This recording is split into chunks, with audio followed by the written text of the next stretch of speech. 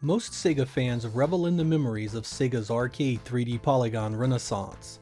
What started as flat-shaded polygons quickly evolved into glorious textured map behemoths that dominated our playtime.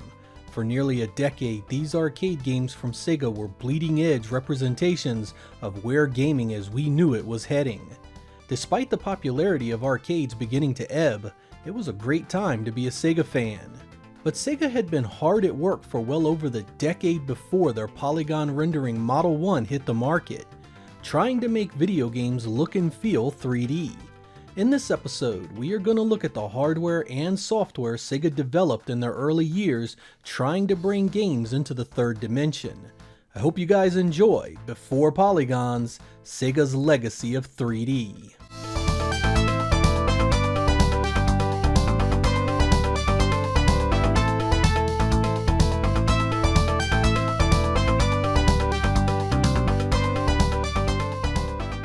While Sega had been making various types of electromechanical arcade games all the way back to the 1960s, it was their FONS hardware in 1976 that really started their journey to 3D gaming. This discrete logic system used rudimentary effects to simulate forward scrolling, producing a mild 3D-like feeling in its games. Sega wrapped this package up in the Happy Days license, a popular US TV show, and used the character of the Fonz driving his motorcycle. There were multiple spin-offs of this hardware, all with different names but using the same basic game structure. There was a dual cabinet version as well, though it did not feature any type of two-player head-to-head action. These boards actually used 8-track tapes to play back music, making emulation of this one tough. It's never been playable on MAME as far as I know. Sega would rely on the FONS board for a few years before replacing it with the vastly superior VCO object hardware in 1981. VCO stood for Voltage Controlled Oscillators, which is how the machine made its sprites larger and smaller on command. The first to debut with this hardware was Turbo, which is considered the first dedicated full-color sprite scaling video game ever produced. I actually still remember seeing this in the arcades as a child, blown away by the images you are currently seeing. It was hard as all get out, mainly because of the speed and other cars coming up behind you. The VCO object would also give birth to one of the first stereoscopic 3D games I've ever seen, 1982 Sub-Rock 3D. The design of the arcade cabinet was set up like a submarine periscope, with each eye receiving different visual data to simulate the 3D feel. Many of the enemies zoom and scale into the playfield for you to blast, with even your own missiles smoothly scaling into the background. This one took the sprite scaling a step further with the stereoscopic 3D, and if you are ever lucky enough to run across one of these working in the wild, be sure to play it. As interesting as Turbo and Sub-Rock 3D were, it was Buck Rogers' Planet of Zoom in 1982 that really upped the visuals of sprite scaling to new levels. This was the precursor to later games like Space Harrier and Galaxy Force, and had an impressive forward-scrolling level design and enemies that scaled fast and smooth. This one came in two flavors, the licensed Buck Rogers version you see here, and the vanilla unlicensed edition called Zoom 909. Around the same time the VCO object games were blowing away arcade goers in the early 80s, Sega would also release the G80 arcade hardware. The normal raster version of this system wasn't anything special, giving us games looking pretty similar to other games on the market at the time. Sega did have a vector version of this hardware, however, which had a few games on it that had some nifty 3D effects themselves. TAC-SCAN was a shoot-'em-up that had some cool visuals that often gave you a feeling of 3D movement. It combined both 2D vertically scrolling gameplay with third-person forward-scrolling levels. It was damn impressive stuff in 1982. Another big release for Sega was Star Trek Strategic Operations Simulator, also in 1982. This is another vector game that displayed some really cool 3D-like visuals. It put you in command of the USS Enterprise in an effort to stop the Klingon advancement into Federation space. It had real speech in it and was one of the coolest cabinet designs I'd ever seen up until that point. If you were lucky enough to see and play this one back then, it was one heck of a ride. Sega would also look at alternative means of displaying 3D space beyond sprite scaling, with 1982's Zaxxon being the first time they designed hardware to show off isometric graphics. This perspective gave the games a feeling of looking down at an angle to provide depth, and for the most part it worked pretty well. Zaxxon gives you a solid sense of space and how far you are from things in the environment. It was the first time I'd ever seen anything like this, and though I can't say I loved the gameplay, I always appreciated the visuals this one conveyed. Sega would continue their trials with isometric gameplay with 1983's Congo Bongo and 1984's Future Spy. Sega would also tread territory that many people do not know about. In 1983, they designed their own Laserdisc arcade hardware based on the popular Z80 CPU. While these games are basically just video segments strung together with a 2D overlay of graphics, they also could give a great feeling of movement and depth. This was especially the case with 1983's classic Cobra Command, also known as Thunderstorm. Data East would actually do the developing here, but it was Sega's arcade tech that would first power it. This would become known to many of you thanks to the Sega CD and Saturn ports some years later.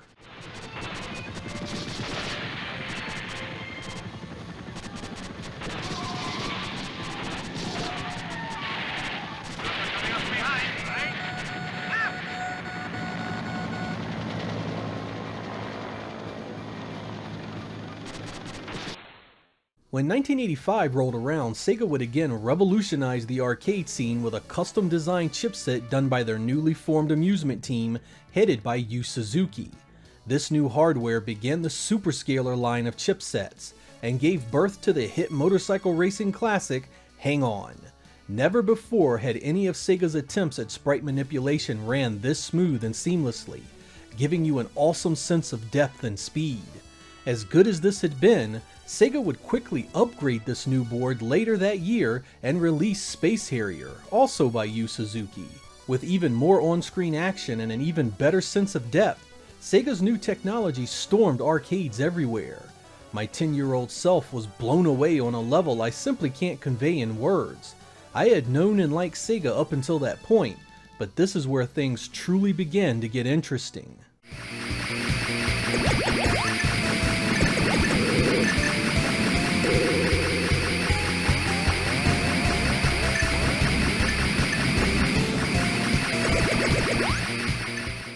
With Sega riding high and doing well on its new designs, Yu Suzuki again would step up in 1986 and custom design a new Superscaler technology, this time around his personal love of Ferraris, and release Outrun. This is one that doesn't really need an introduction, as I'm sure every person and their grandfather have played some version of it. The new hardware board could draw more, and enabled the backgrounds and environments to be even more detailed. It would see a mild tweaking in 1989 with the release of Turbo Outrun.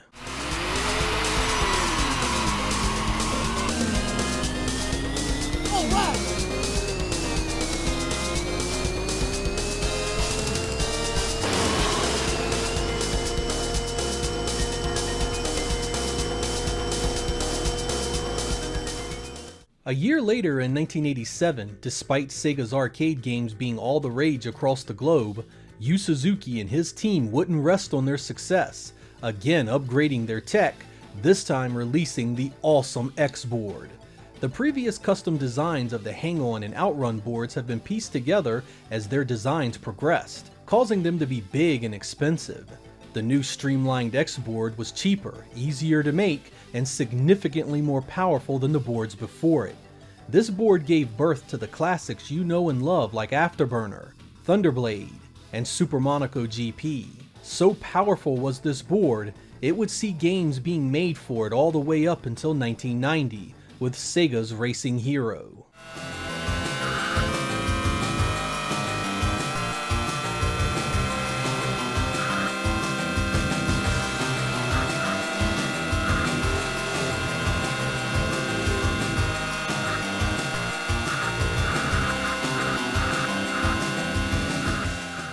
As good as Sega and its game makers had been, 1988 would bring with it the brand spanking new Y board, a monstrous piece of silicon with 3 Motorola 68000 CPUs, 2 sound processors, and an all-new Superscaler GPU that could throw around thousands of sprites every single frame of animation. It would be launched with Galaxy Force, and eventually its upgrade, Galaxy Force 2, one of the most impressive forward-scrolling games of the decade visually. Sega had finally reached a point where its sprite scaling could convincingly render entire worlds. The alien environments in Galaxy Force 2 were comprised of both organic and synthetic areas, and enveloped the player in incredible detail and was always moving with awesome depth. This hardware would also be the platform for Power Drift, the kart racer with roller coaster style tracks, and Rail Chase, a two-player co-op shooter. All these games had taken the quaint scaling we'd seen in earlier efforts and simply blow them away.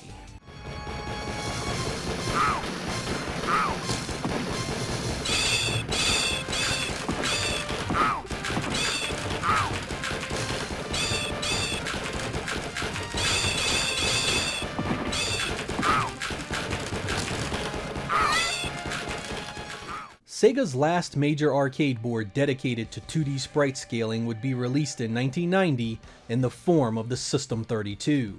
Rocking a new 32-bit CPU and an enhanced GPU similar to the previous Y board, this would be the ultimate sprite manipulator before the coming Polygon Storm. Radmobile would launch the platform, but unlike previous Superscaler boards, the System32 was also host to games made with 2D gameplay in mind. Because it could put so much detail on the screen at once, we'd get software like Spider-Man the video game and Golden Axe the Revenge of Death Adder. These games would have various pseudo 3D elements, but they were primarily played on a 2D plane. This didn't mean that the System32 didn't have more awesome Superscaler games to show off, however. Alien 3 The Gun was an on-rails shooter that did the hardware proud, as was Jurassic Park, another on-rails shooter.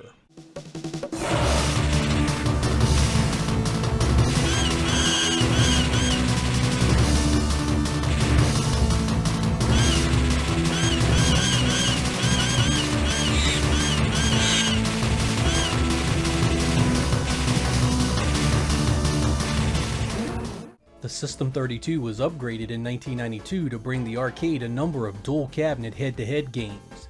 Now dubbed the System Multi-32, this would be home to games like Stadium Cross and Title Fight, but it was Outrunners that truly deserves mentioning here. The first time my eyes saw this game, I was transfixed. I had known Sega for years by this point. I had loved its Superscaler games like Outrun and Power Drift, but what my eyes were seeing here was the absolute pinnacle of pseudo 3D technology, and it was glorious. It took a number of cues from its namesake, including multiple paths, selectable music to race to, and even its gameplay. There was simply nothing like it.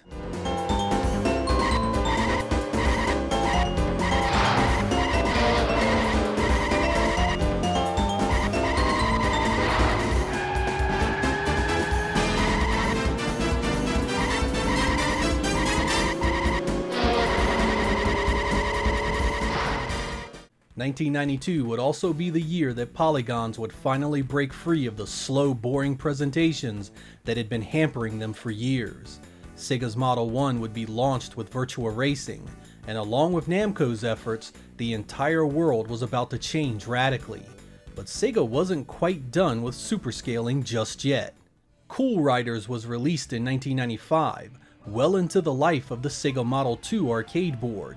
The funny thing is that this new game wasn't done on Sega's powerhouse Polygon pusher. It was done on the completely custom Sega H1 board. This final Superscaler tech was shockingly similar in design to the Sega Saturn, including both the Hitachi SH1 and SH2. Cool Riders was almost identical to Outrunners in both gameplay and structure, but now you were riding various types of motorcycles. It was comically themed even more so than Outrunners, and used many digitized assets in its presentation. It also used texture mapping while rendering the roads, mixing the old and new technologies. It was actually a pretty good looking game despite being released in an era with games like Daytona USA and Sega Rally already out.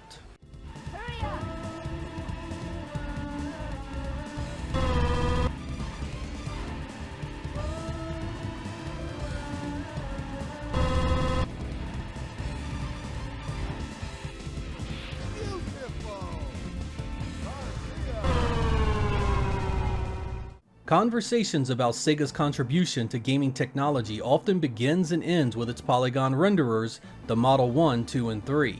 But I think Sega's vast catalog of arcade boards from as far back as the late 1970s really show they were always on fire pushing 3D technology every way they could.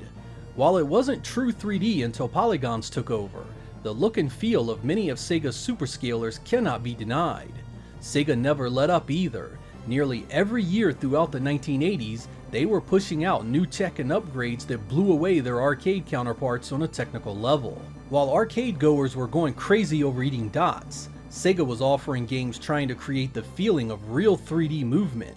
It's just another way Sega endeared me to their genius, and an often overlooked element of arcade gaming's past. Many of these games still look and play great today, a testament to just how incredibly advanced they were back then. It was an era of discovery, and I'll never forget being a part of it. I'm Sega Lord X, thank you guys for watching, and I will catch you next time.